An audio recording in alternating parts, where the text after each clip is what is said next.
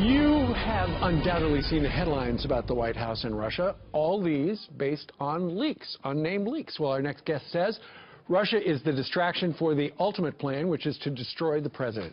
New York Post columnist and Fox News contributor Michael Goodwin joins us right now live. Good morning to you. Good morning, Mike. You know, you've got a great column out, and the final line of the column is Chuck Schumer saying this a month ago.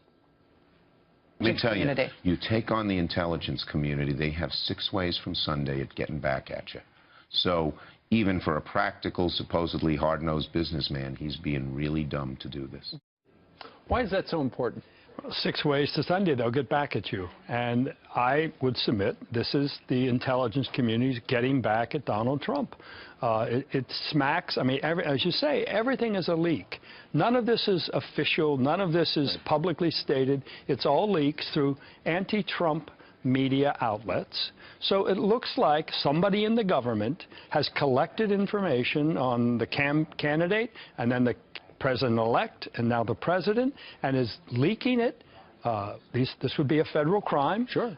Leaking it to outlets that are opposed to his presidency. And it is hard to escape the conclusion that this is a concerted effort from within the government to subvert the president. I don't know how else to see what we're seeing before our eyes. It does look like that when you look at, you know, was there a warrant in June that they applied for, a criminal warrant, and then they got one through the FISA court in October.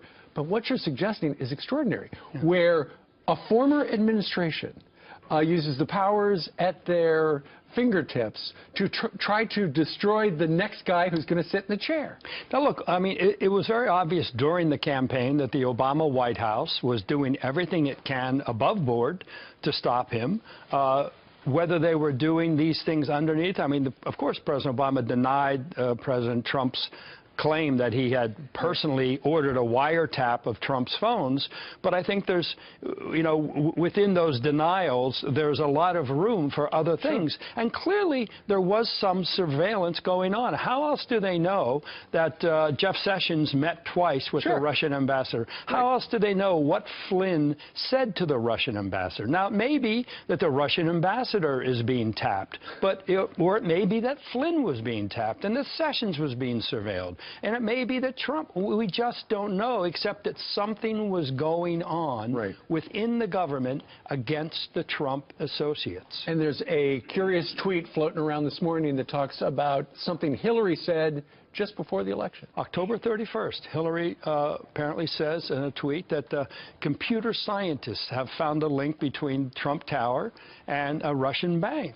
Now, who are the computer? Somebody from IBM called her? Somebody from Microsoft? And her campaign apparently puts out a statement October 31st saying this is a secret link to Russia. This will explain Donald Trump's adoration of Vladimir Putin.